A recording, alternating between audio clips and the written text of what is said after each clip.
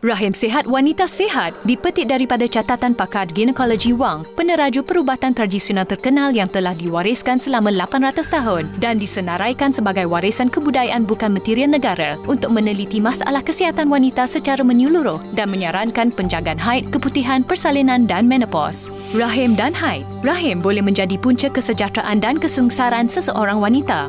Darah rahim jika beredar dengan lancar turut menjamin kesihatan jasmaninya. Seseorang wanita akan mengalami sebanyak 500 kali edaran haid dan ovulasi sepanjang hayatnya dan pengambilan kerap makanan sejuk, mentah, hancing dan pedas serta rutin kehidupan yang tidak menentu akan mengganggu fisiologikal badan dan mengakibatkan haid tidak teratur. Fungsi kitaran haid adalah untuk menyuburkan dan membersihkan rahim dengan menyingkirkan sisa bahan yang terkumpul selama 28 hari dalam tempoh seminggu. Proses ini membekalkan rahim dengan darah baharu, memperbaharui dinding dalaman rahim dan menyediakannya untuk peringkat ovulasi seterusnya.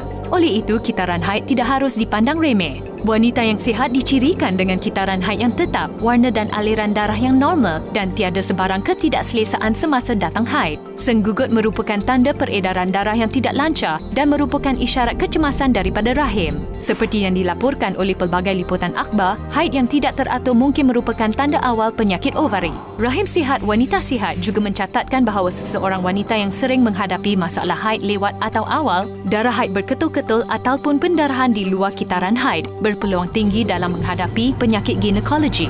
Contoh penyakit termasuk endometriosis, kanser rahim, pendarahan kegagalan uteria, kemandulan dan seumpamanya.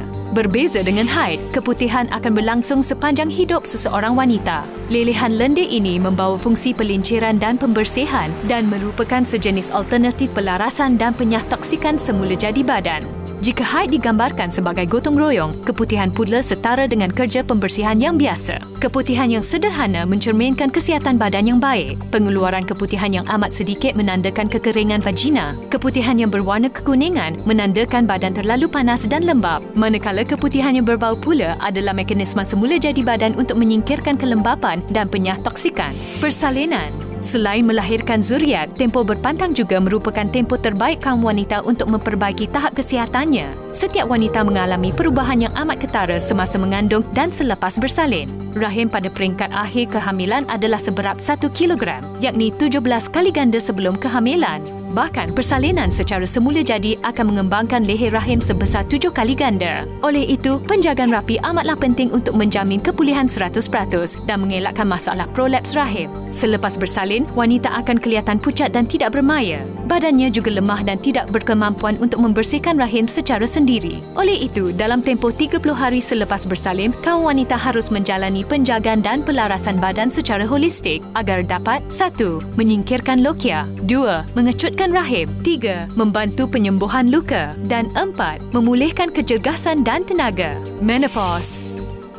Lazimnya, menopause akan berlaku sekitar umur 50 tahun. Namun, terdapat juga wanita yang mengalaminya pada umur 60 tahun kerana mereka menjaga rahim sejak muda lagi. Menopause merujuk kepada keadaan yang mana sebelum haid berhenti, fungsi ovary merosot dan rembesan hormon berkurangan. Lantas, menyebabkan dinding faraj menjadi nipis dan metabolisme sel terjejas. Oleh itu, kemampuan untuk menangguhkan menopause dan meringankan sebarang sindrom susulan amat kritikal kepada kesihatan wanita. Bagaimana untuk menjaga rahim dan ovary kita? Kami mengesyorkan rumusan penjagaan yang diguna sepanjang 15 tahun dan amat digemari oleh wanita. Rumusan ini dimanfaatkan oleh 6 jenis ubat tradisional Cina termasuk 1. Salvia, membantu menyingkirkan darah beku. 2. Herba Leonori, membantu mengecutkan rahim. 3. Angelica sinensis, memperkaya darah. 4. Astragalus, membantu memulih tenaga dan kecergasan. 5. Patrinia, menyah toksik dan mengurangkan haba patogenik, membantu memperbaiki keputihan yang berwarna kekuningan. 6. Codonopsis, membantu menambah tenaga dalam limpa dan perut. Rumusan ini adalah manifestasi ilmu penjagaan rahim yang terpelihara di China sepanjang 800 tahun dan mempunyai pengesahan klinikal. Wanita biasa. 1. Membantu memperbaiki peredaran darah rahim dan meningkatkan kecergasan setinggi 94.59%.